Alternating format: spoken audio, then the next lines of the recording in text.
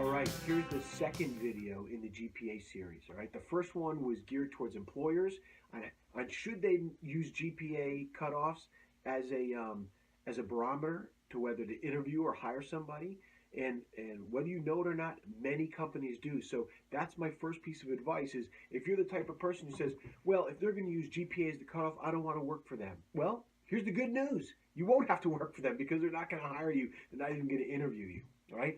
So keep that in mind that there are companies that use GPA cutoffs, right? My challenge to them is, do they have data to show that people with a higher GPA are more successful in life or in their business? And it may be the case in certain businesses. So if that's the case, then they have the data to justify the decision. But if not, then I challenge them. Now, here's my point to the student is that when I'm looking through 50 resumes, I sometimes need a cutoff to decide whether I'm going to interview this person or not.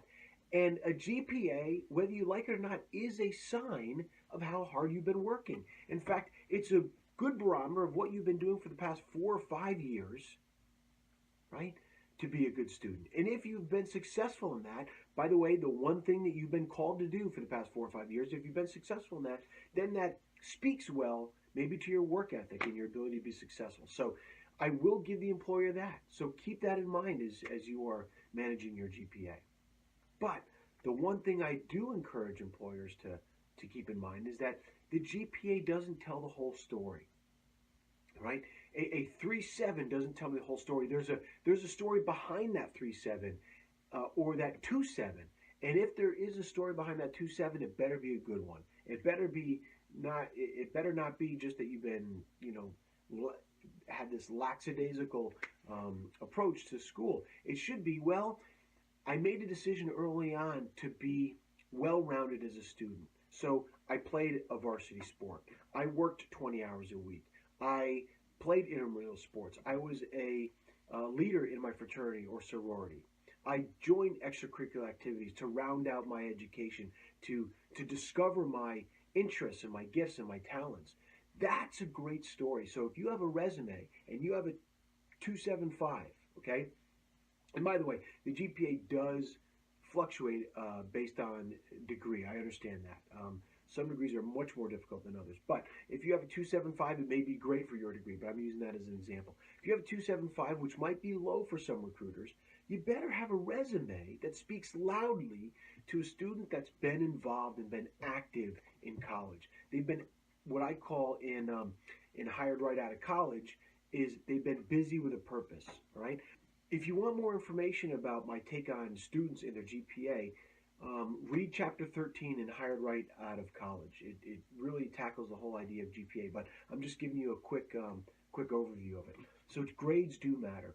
But if you decide to invest your time and your energies doing other things and rounding yourself out, that is very valuable to the recruiter. So make it worth it. Make sure you understand that story and you're able to tell it.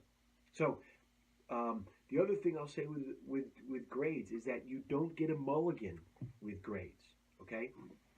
Now, some of you have used my GPA calculator, and I'd encourage you to use that throughout your 4 years, right? It gives you an idea of what your current GPA is and where it's going and what you need to get there, right?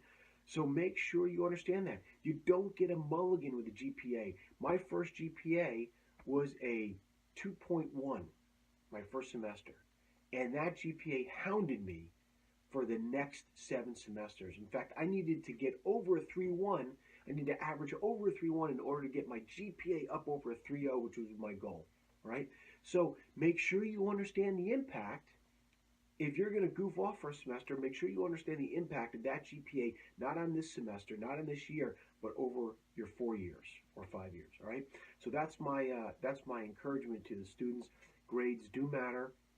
They're not the only thing, and if they are not the only thing, make sure your resume reflects that you've been busy with a purpose, figuring out your gifts, talents, and becoming that well-rounded student, that well-rounded candidate that's going to wind up blessing me in my company because you've done a lot of growing outside of the classroom. That's very valuable in the marketplace. All right? So we can continue to talk about GPAs. If you have other questions you want me to address, please post them below. It's already been a very active feed that people either have been emailing me or posting questions, but I'm glad to do it, and it's a lot of fun. Good luck.